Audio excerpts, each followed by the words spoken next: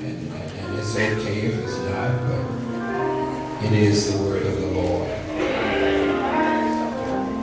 Somebody shout, I need a word. I need a word. Yes, Lord. You know, let me just give you, ushers, go ahead and be seated today because I need to give a preamble to this particular message. I'm coming from Malachi, the 3rd chapter. Once again, I've shared with the people of God earlier this week. I'm going to be preaching about today, can you spare a dime? Can you spare a dime? If you're not turning the page, shake somebody's hand next to you and tell them, can you spare a dime?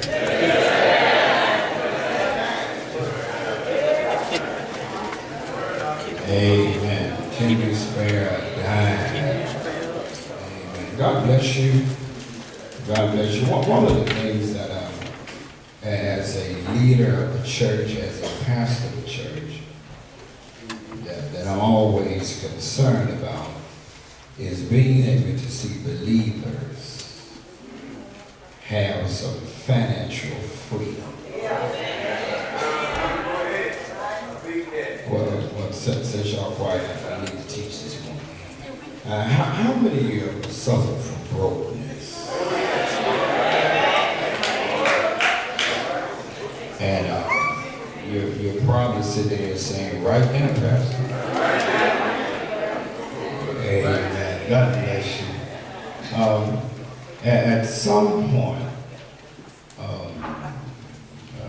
Mildred, Erica, Ellie, you can't keep serving God and stay broke all the time. I never told you that you would not be broke, but you can't stay broke. And here's what I love about God, even in the midst of Mother Knox of brokenness. When you're financially broke, sometimes God gives you a amount of sustainability. And in other words, you may be financially strapped, but you got so much other happiness, or your health is so good that the brokenness, guess what, is not as important as my health is. Because you can have money and not be able to spend it.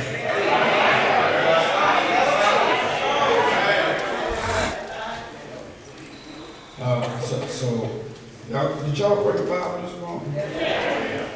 I thought I'd teach this since you would come to Bible study. So I'm going to get you one place at a time. So when you dialogue with Malachi, Malachi happened to be a prophet that was in the days of Nehemiah. All right. And he directs his message of judgment to the people that were plagued with, they had some, and deacons, y'all help me out.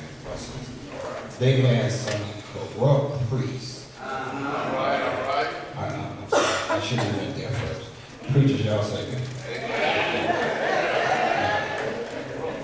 They had some corrupt priests. Ain't no sense you being mad at me, I know God. They had some corrupt priest leaders. And as a matter of fact, if you dialogue the text correctly, they were argumentative. All right. And guess who they spent their time arguing with? They was arguing with God. And one of the most dangerous things in the world to do is to argue with God God when you broke?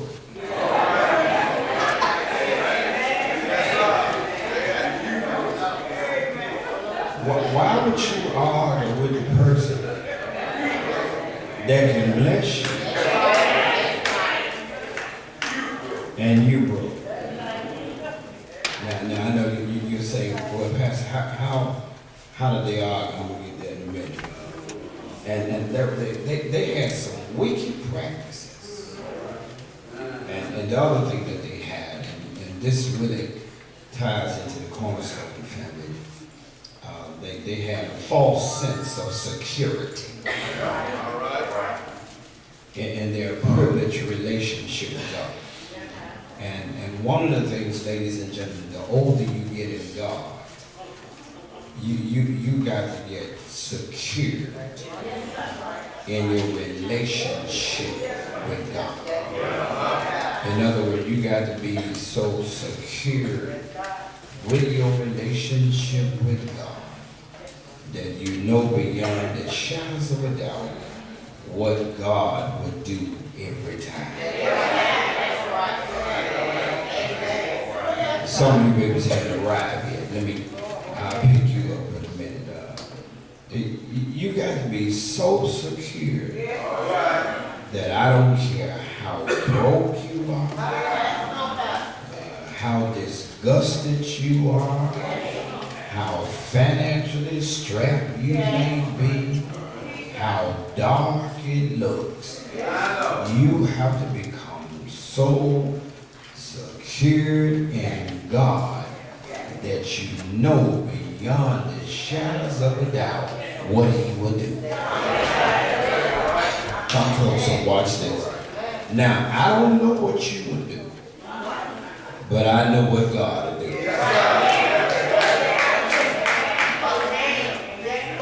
Charles, I've seen some folk drop me off, but one thing about God, He ain't never dropped me.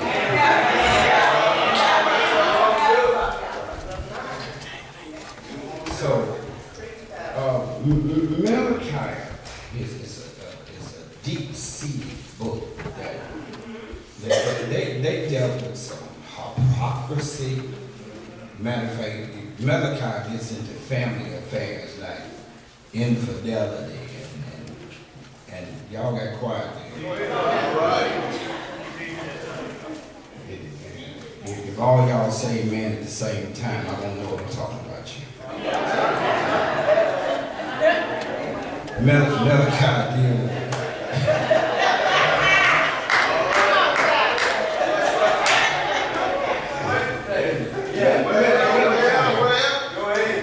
Malachi deal with some crazy stuff like mixed marriages. He like divorce and false worship, and he even goes as far as dealing with some folk that were arrogant. Yes, sir. And church folk can become arrogant too. And it ain't always the Hollywood crowd. Yes. That's arrogant. The church folk can become very arrogant. Matter of fact, I got a couple babies go to this church. You think that you own somebody, got something going on. You round here swaying like you the stuff.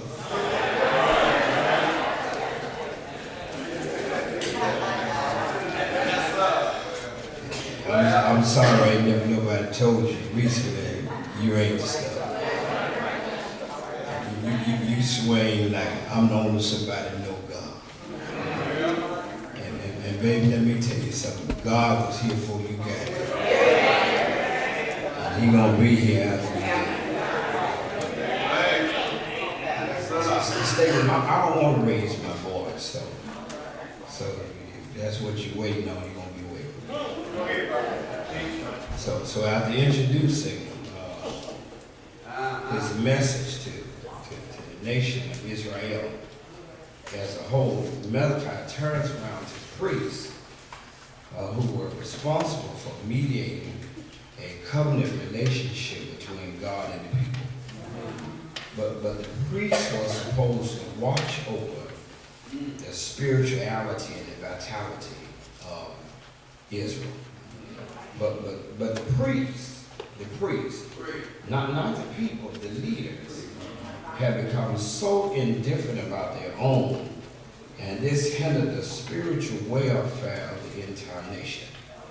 Now, one of the most difficult things for those of us that are leaders is never to be a stumbling block for other folk trying to find God. So we've been in a leadership conference, and guess what? Some of my leaders have really discovered that it's easy when you sit out there, but it's difficult when you stand up here and teach.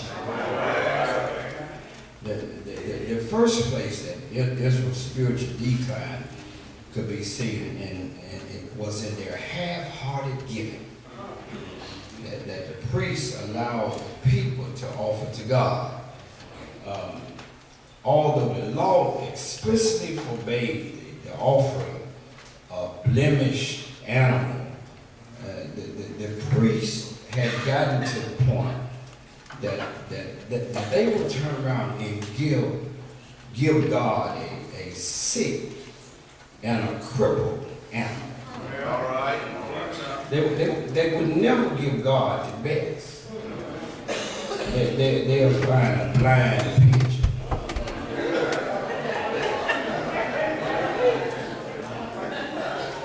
I know y'all ain't never read it.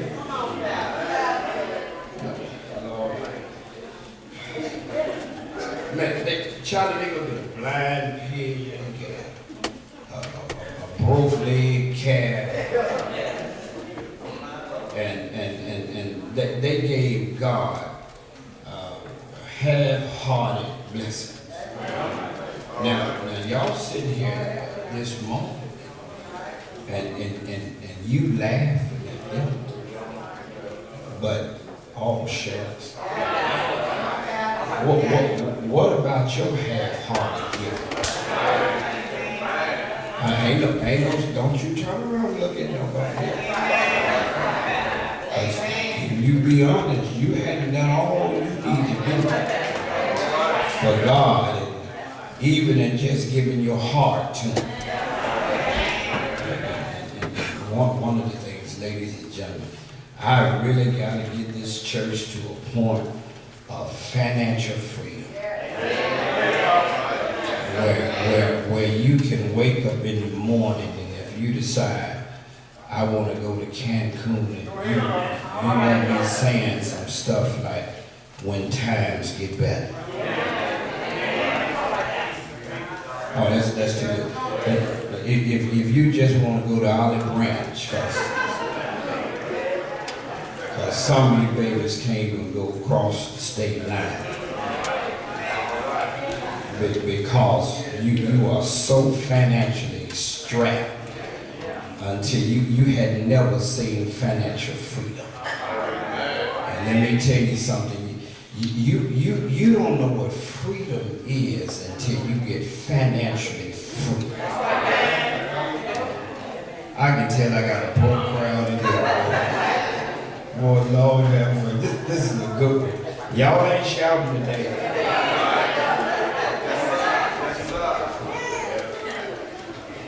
You got to want to pay. Let me get my pay on friends in here. All you know is pay on a bill. You got to grow to the point where you learn how to pay some stuff off. Can y'all talk to me for a moment? Okay, since you don't want to talk to me, give somebody a high five next to you, tell them, money coming.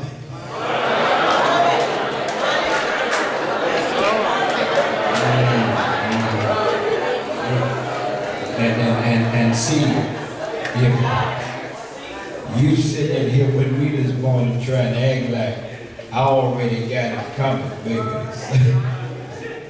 Look, some of y'all don't even have no change in your ashtray.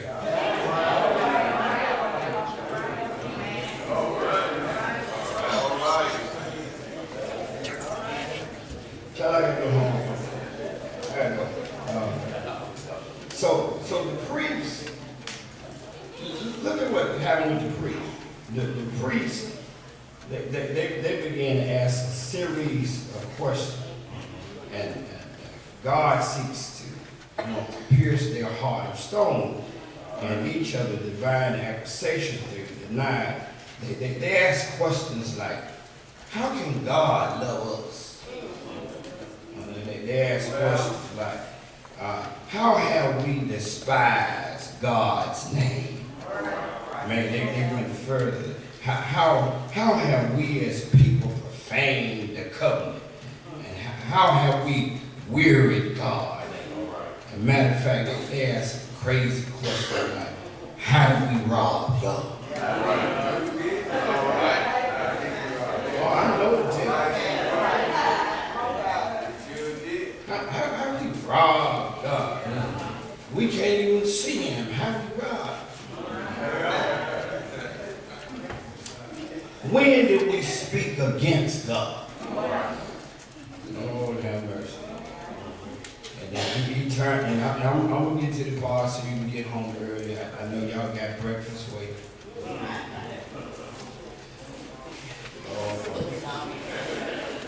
He gets to this third chapter. I'm going to. He says, for I am the Lord. I change not. Now, I really got on your rope right there. Because how many folk changed on you since January 1?